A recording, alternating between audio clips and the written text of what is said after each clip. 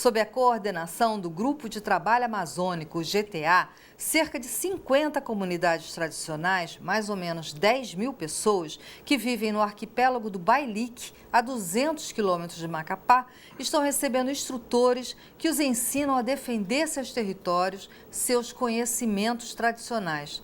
Trocando em miúdos, é uma forma de capacitá-los a lidar com indústrias que querem negociar com eles as plantas, ervas, frutos e até receitas. Podem levar, mas vão ter que pagar. Só que, como se sabe, nem sempre esse tipo de transação é justa para quem não tem as mesmas armas e não entende o jogo do capital financeiro. Rubens Gomes, hoje o nosso convidado da série Empreendedorismo e Sustentabilidade do programa Entrevista, é presidente do GTA e está coordenando a construção do Protocolo Comunitário de Bailique, trabalhando com as pessoas questões como conservação da biodiversidade, uso sustentável de recursos e repartição de benefícios. Rubens, obrigada pela sua presença.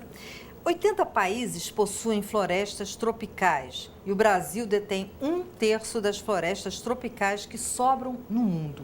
É muita riqueza, a gente sabe que cada vez vai ser uma riqueza mais rara e que faz todo sentido que as pessoas que moram ali tenham noção do que isso representa. Estamos falando de um fruto, por exemplo, que transformado em sabonete ou creme rende lucro. Tem condições de fazer uma negociação justa? Então, para que isso seja possível, é necessário você reduzir a diferença entre as partes.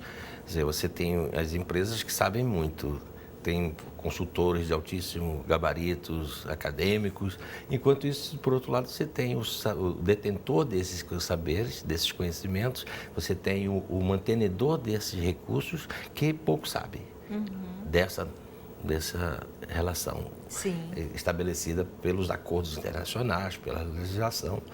Então, nessa perspectiva, não há nenhuma chance de se implementar um protocolo de Nagoya de uma relação justa e equitativa. Não tem a menor chance. Para isso, é fundamental que as comunidades se preparem para esse momento. Acho que é isso que o GTA vem fazendo hoje, estimulando as comunidades a fazer um reconhecimento do seu território, dos seus recursos naturais, verificar o que usa, como usa, quais são as regras de uso que eles mesmos já têm e quais são as que seriam necessárias ser criadas e, ao mesmo tempo, como que está a situação desses recursos. Ele está na exaustão, ele está escasso, ele é abundante, ele é fácil de encontrar. Então, todas essas informações precisam ser cuidadosamente trabalhadas e levantadas pelas comunidades. A sensação que eu tenho é que as comunidades, quer dizer, as pessoas das comunidades, né, elas já sabem disso, né? Mas só que é um conhecimento que elas não dão muito valor para ele. É mais ou menos por aí, Ju? Eu vejo que há uma janela, né, do período, do local que eles vivem para o mundo, eles conseguem assistir a televisão, conseguem assistir a novela, mas tem muitas cortinas que eles precisam abrir, né? Então a gente precisa abrir essa cortina. Ele tem que entender que não é só uma questão meramente econômica, mas é uma questão de sustentabilidade mesmo, é uma questão de poder planejar o uso desses recursos de forma que garanta o direito das futuras gerações, porque os seus netos, seus filhos vão continuar sendo ribeirinhos, vão continuar naquela região, ele tem que ter essa salvaguarda. Ao mesmo tempo, isso tem valor fora econômico, que pode ser negociado, que pode ser trabalhado. Eles fazem isso há centenas de anos. A negociação, a venda, você vai em qualquer feira, você vai encontrar os óleos, você vai encontrar os nossos perfumes, as essências, você vai encontrar tudo. Então, este processo existe, mas existe de uma forma muito empírica. Eu estive no México agora e conheci as florestas de povos mancomunados. São povos indígenas que manejam suas florestas, que cuidam dessas florestas, que têm suas fábricas, que têm o seu projeto de pagamentos ambientais, que têm o seu projeto de ecoturismo. Então, quer dizer, há todo um planejamento da ação que é possível fazer. Eles então, são organizados. Organizados. Então, Entendi. a história é essa, é chamar a atenção. A gente leva a informação que está, olha, eu levo o que é política pública, quais são os conceitos que as convenções utilizam para dizer que é comunidades tradicionais, quais são os conceitos para dizer o que é biodiversidade. Eles sabem tudo isto, né? Mas é dentro daquela visão deles. Entendi. Em maio, vocês fizeram, me parece, a primeira reunião. Como é que foi? Como é que eles receberam isso, Rubens? Porque eu fico a minha curiosidade é assim, porque também você chegar para uma pessoa que sabe isso e dizer para ela que, olha, você sabe, mas tem que saber de uma maneira mais organizada, deve ser complicado. Como é que eles recebem isso? Não é simples. Então, nós estamos estamos no Bailique por uma razão muito simples, por duas razões. Primeiro, é porque o Conselho Comunitário do Bailique e a Colônia dos Pescadores são filiadas do GTA. Então, somos nós que estamos ali, né? Então, não há uma organização externa chegando.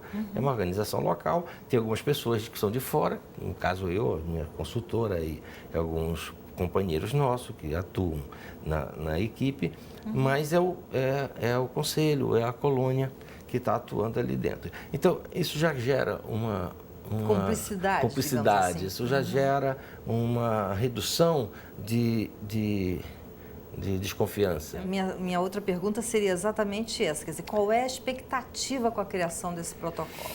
Então, a expectativa nossa, ela vai muito além do acesso ao patrimônio genético, conhecimento tradicional e repartição de benefícios. Ele vai muito além.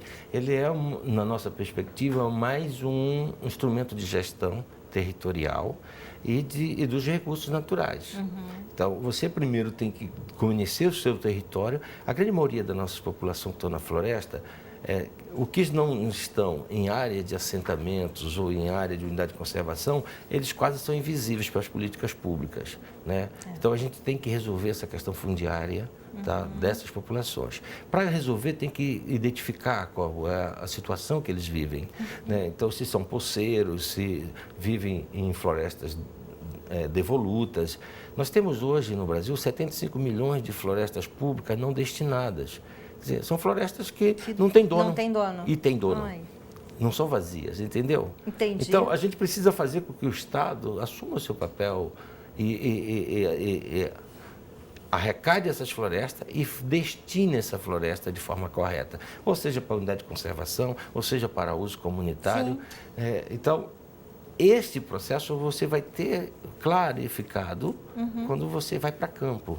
Rubens, você já até falou para mim sobre o papel do Estado e eu queria saber se esse processo desse protocolo, da criação desse protocolo que vocês estão organizando, seria uma forma de se colocar um pouco ajudando o papel do Estado, ou se vocês estão fazendo uma coisa absolutamente alternativa, ou tipo assim, então, já que o Estado não chega, nós chegamos. Então, melhor, quando o Brasil assina uma convenção, quando ele passa a ser signatário, tem regras.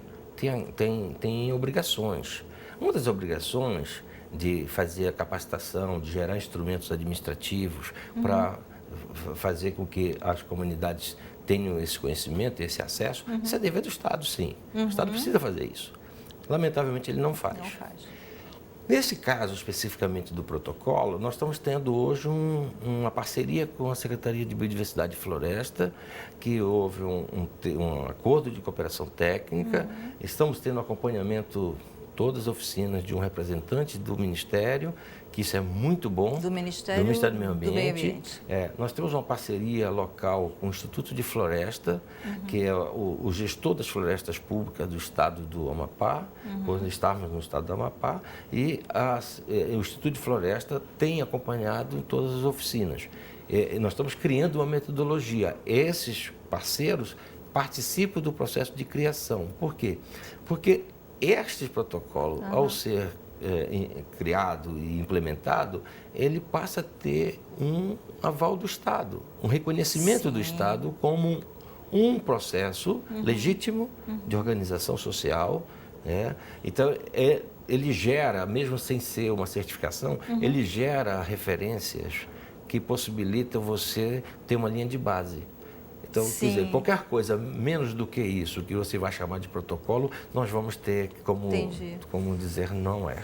Sim. Ou acima, melhor ainda. Sim. Né? Isso quer dizer também que uma empresa, quando chega numa floresta, né, e encontra lá essa organização, ela vai saber também com quem lidar. Sim. Não é? Sim, e vai ter segurança jurídica, porque o primeiro fundamento é consentimento livre, prévio informado. Então, você tem que ter o consentimento da organização comunitária, você tem que ser livre, não pode ser com arma na cabeça, tem que ser prévio, tem que ser antes do fato, não pode ser reparação de danos, tem que ser antes. Sim. Informado, porque você tem que ter conhecimento do projeto. Então, quando você coloca um protocolo na mesa do governo, que ele vem com essa linha de base, você reduz o processo burocrático, porque já tem toda uma ampla discussão de base.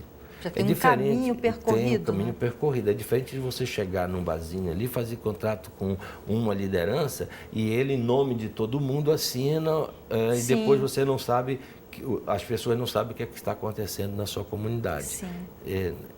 Isso vai ser evitado. Né? Agora, qual a grande vantagem desse processo? A grande vantagem desse processo é que você passa a ter gestão dos seus negócios, dos seus recursos, do seu território. Você pode reduzir essa desigualdade dos contratos. Eles podem ser um pouco mais justos e equitativos, como preconiza o Protocolo de Nagoya. Muito obrigada a você pela nossa conversa, obrigada ao público de casa. A gente fica por aqui e até a próxima.